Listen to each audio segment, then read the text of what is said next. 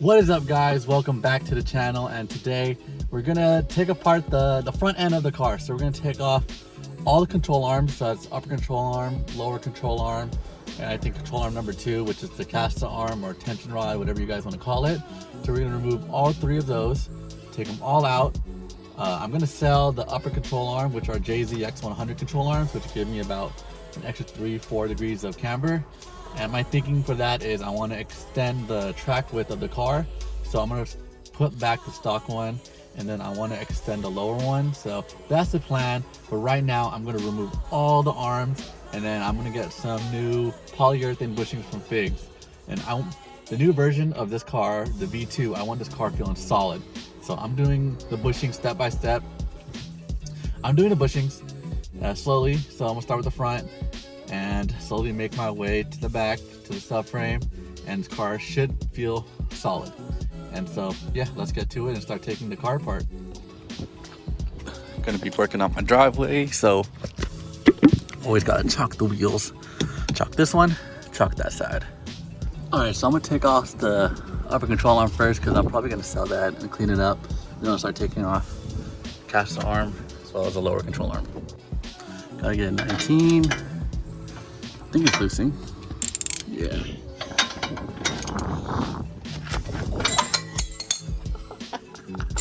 That was pretty loose.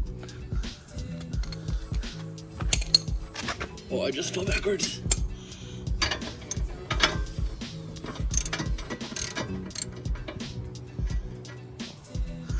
Alright, I'm gonna get a jack under here so it doesn't fall. Alright, pop that ball joint out. It's still pretty good. It's still really stiff, so yeah. I'm gonna sell those. Just gotta use one of these tools, slide it in there, take out these 2 bolts. Should be good. Let me get a 14. All right, got that one out real easy. Still really good. So yeah, we're gonna take out the other side and then we'll go on to the lower arms. All right, so after the upper arm is out, I kind of moved this spindle to the side. I did loosen these 2 bolts right here. And now I have an angle kit, so this whole arm can come off and the tie rod can just stay on the angle kit. Makes the life a lot easier. So yeah, we're gonna let's see, take the sway bar out and then disconnect the coil over, and then I can take apart everything else.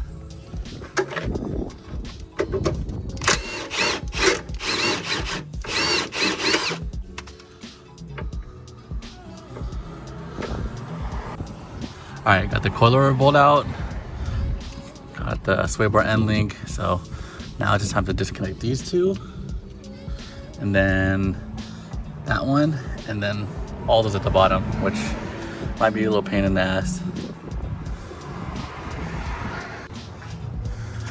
Oh yeah, these bushings were shot.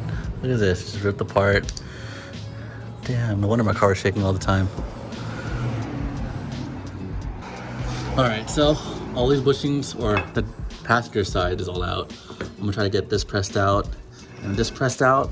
Also, actually, I'm gonna take that side out first, go rent the tool from AutoZone and see if I can press these out myself, because I'm not trying to pay any money to press these out. And these are for sale. So if you guys see these, hit me up, JZX100. I could possibly ship, $250 shipped. All right, so I'm gonna explain why I decided to put my stock arms on top. It's because with the JZX arms, it's shorter. So that means the spindle sits all the way over here, right? Which in turn, it brings the wheel in, and that reduces your track width. And so my goal is to bring this back to its normal location where it's further out. Instead of being in here, it's gonna be back here, and then extend the lower arm. So find a shop that can cut here, extend it out about 60 millimeters, and that's gonna push it out. That's how you get a longer track width. Because with my angle kit, I'm actually rubbing on the inside of the wheel wells, and so I have to use a fat spacer, and then I don't like running spacers when I drive. So I'm trying to make this car a little more street friendly, and spacers probably isn't the best way to do it. So yeah, that's my goal. All right, so I rented this tool from AutoZone, and let's see if I can press out those bushings. I gotta find one that matches the exact diameter. So yeah, we're gonna start with the caster arm because those are the hardest, and we'll do the lower control arm. All right, I have it set up like this. I have no idea if it's gonna work, so let's try it out. 10 seconds later. So I failed at taking out the bushing, so here I am, the machine shop. I think I gotta head to the back somewhere. All right, I got these back from the machine shop. They did it pretty quickly, finished in one day. And yeah, I decided I'm gonna paint them. So let's take out all these accessories right here.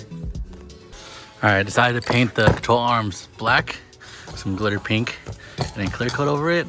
I'm not worried about how much it looks. I don't care really how it turns out. I just want it to look kind of nice, decent. So yeah, I can just wash it real quick, and now let's paint it. Black all laid out. Not the prettiest, but just enough to, you know, have a little cleanliness to it. All right, my upper control arms came in, so just throw it on the car real quick. One thing I'm waiting for is my polyurethane bushings, so I can press them into the old arms, and that should be it for the front. All right, I got it in. It's super easy. It was a lot easier to putting in than my JZX ones. 2 bolts in, still loose. So yeah, now I'm gonna just hook up the spindle. Hopefully this side is the right side because it doesn't mark passenger or driver or left or right, so kind of confusing. Finally got the SuperPro bushing. So these are the caster arms right here, and these are the lower control arms. I'm gonna try and press these in right now and see how they turn out. I'm gonna use a clamp, one of those spinning clamps. I don't know what the hell it's called, so let's go try it out. All right, I have my contraption set up like this, so let's see if this works. All right, so I got all these bushings pressed in, and it was pretty much a pain in the ass because none of these little cups were the right diameter to press these in. So I had to like figure out some like weird shit with that, some flat brackets, a hammer, and this shit doesn't even work. It doesn't even clamp down.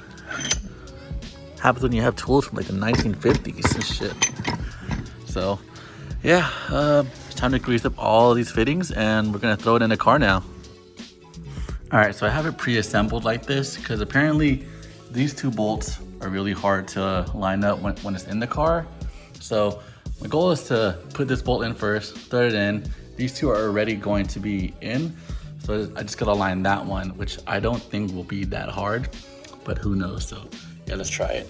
All right, so that one was super easy to put in. So make sure you put these 2 bolts in first before you start putting anything in, and put it in as one unit. And then you would put that one in, and that one in the back is super easy to align.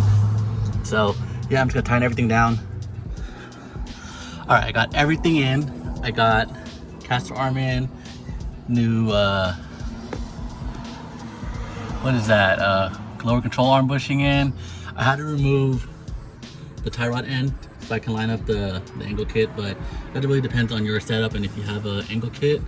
Yeah, it was really easy. So just make sure you assemble it together. So I'm gonna show you guys real quick.